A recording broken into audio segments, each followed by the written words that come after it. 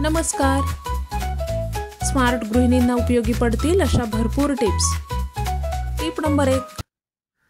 घरात कोणाला अस्थमा असेल तर त्या व्यक्तीला दालचिनी आणि मधाचे सेवन करण्यास द्या. दिवसातून 2दा दालचिनीचा काढा बनवून कोमट झाल्यावर त्यात मध मिसळून प्या. मध नसेल तर गूळ सुद्धा चालेल. तसेच ओले खोबरे चावून चावून खाण्यास द्या. दिवसभरात 50 ग्रॅम खोबरे खायला द्यावे. कितीही जुना अस्थमा असेल तरीही याने पूर्ण बरा होतो. Tip number 2. घरातील लहान मुलांनी पेनाने भिंत खराब केली असेल तर जास्त घासत बसू नका. फक्त स्प्राईटमध्ये टूथपेस्ट मिक्स करून याचा स्प्रे तयार करा व भिंतीवर हा स्प्रे करून हलकेच पुसून घ्या. भिंत अगदीच स्वच्छ होईल. Tip number 3. घरात ताज्या फुलांची फुलदाणी असेल तर घरात खूपच आनंदी वातावरण निर्माण होते, परंतु ही ताजी फुले संध्याकाळपर्यंत कोमेजून जातात. अशा वेळी फुलदाणीत स्प्राईट होता. फुले पुन्हा टवटवीत होतील. Tip number 4. डायबिटीज असेल तर दूध व गव्हाचे सेवन पूर्णपणे बंद केले पाहिजे. तसेच दालचिनीचा काढा बनवून पिणे चालू केले पाहिजे. त्यामुळे डायबिटीजमध्ये खूपच चांगला परिणाम दिसून येतो. Tip number 5. आजकाल सर्वांचाच स्क्रीन टाईम वाढला आहे. काही लोक डोळ्यांना कमी दर्जाचे लेन्स सुद्धा लावतात. त्यामुळे डोळ्यांची हानी होते व डोळ्यांच्या अनेक समस्या निर्माण होतात. तुम्हाला सुद्धा चष्मा लागला असेल तर हा उपाय करून बघा. यामुळे डोळ्यांचे विकार दूर होतात व नजर चांगली होते. त्यासाठी 100 ग्रॅम बदाम, 100 ग्रॅम बडीशेप, 50 ग्रॅम मिरी तसेच 50 ग्रॅम खडीसाखर घ्या. याची बारीक पावडर करून बरणीत भरून ठेवा. दररोज रात्री झोपताना 1 ग्लास कोमट दुधात 1 चमचाभर ही पावडर मिक्स करून प्या. आठवडाभरातच दृष्टी चांगली होते. Tip number 6. मुले लक्ष देऊन अभ्यास करत नसतील किंवा त्यांची आकलन शक्ती कमजोर असेल तर दररोज रात्री झोपताना मोहरीच्या तेलात थोडे सैंधव मीठ घालून कोमट करा. या तेलाची त्यांच्या पायांना मालिश करा. त्यामुळे मेंदूच्या नसा मोकळ्या होतील आणि स्मरणशक्ती मजबूत होईल. त्याबरोबरच कामातून वेळ काढून मुलांशी संवाद साधा. त्यांना मैदानी खेळ खेळू द्या. Tip number 7. तुम्ही पेरूची चटणी कधी खाल्लीत का? ही चटणी खाल्ल्यामुळे पचनशक्ती वाढते व पोटाच्या समस्या दूर होतात. तोंडाला सुद्धा चव येते. या चटणीमध्ये फायबर भरपूर प्रमाणात असते. ही चटणी बनवण्यासाठी पेरू भाजून घ्या. थंड झाल्यावर याची साल काढून टाका. भाजल्यामुळे पेरूचा स्वाद दुप्पट वाढेल.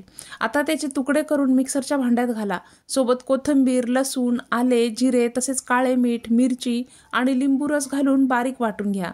ही चटणी तयार होईल. Tip number 8. सर्दीसाठी हा उपाय करून बघितला का?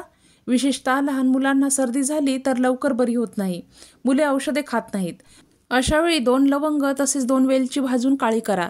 यांचे चूर्ण करून त्यात अर्धा चमचा आल्याचा रस आणि अर्धा चमचा मध घालून मिक्स करा व हे मुलाला पिण्यास द्या. मध असल्यामुळे मुले हे औषध आवडीने खातात.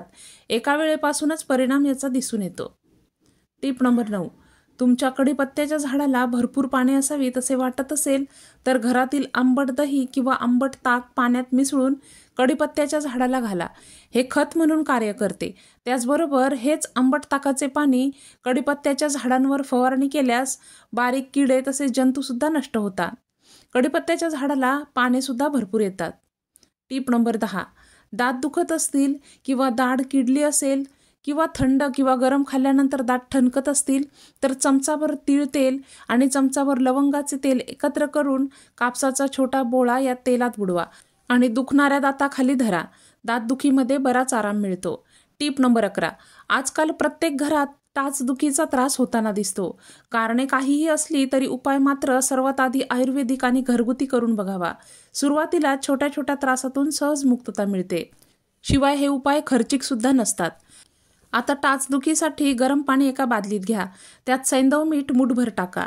2 डांबर गोळ्या व भीमसेनी कापूर कुटून त्यात मिक्स करा व या पाण्यात 10-15 मिनिटे पाय बुडवून बसा.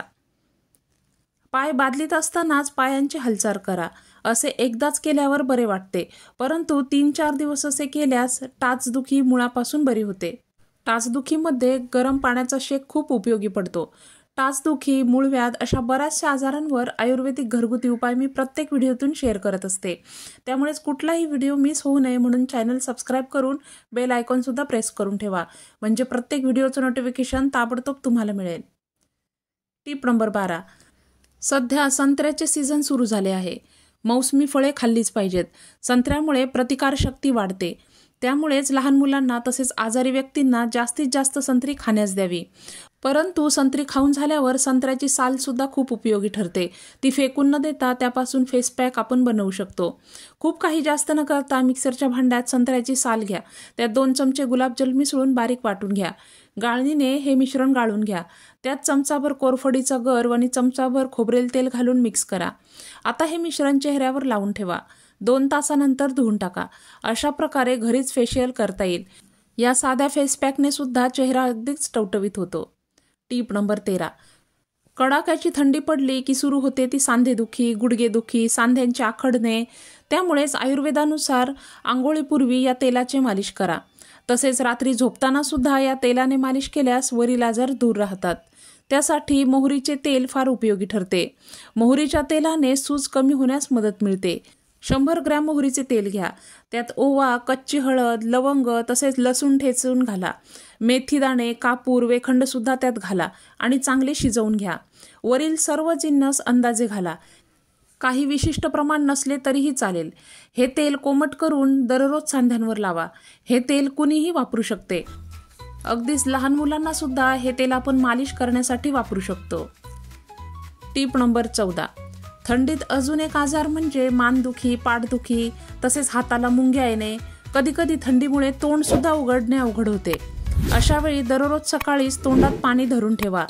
पूर्ण तोंड भरेल एवढे पाणी भरून ठेवल्यास मानेच्या आजूबाजूचे स्नायू मोकळे होतात। आता थोड्या वेळानंतर त्यातील थोडे पाणी थुकून द्या आणि परत तोंडातील पाणी चूळ भरल्यासारखे हलवत राहा। असे केल्यास छातीचे, पाठीचे तसेच मानेचे स्नायू मोकळे होतात व या त्रासापासून मुक्ती मिळते। हा अगदी सोपा उपाय प्रत्येकानेच केला पाहिजे। टीप नंबर 15, लोणी खूप दिवसांचे असेल व त्याला वास येत असेल तर पाण्यात खायचा सोडा घालून त्यात लोणी घालून धुवावे व नंतर स्वच्छ पाण्याने धुवावे, म्हणजे लोण्याचा खराब वास निघून जातो। तर या होत्या आजच्या टिप्स। आजच्या टिप्स आवडल्या असतील तर व्हिडिओला नक्कीच लाईक करा, व्हिडिओ इतरांसोबत जास्तीत जास्त शेअर करा।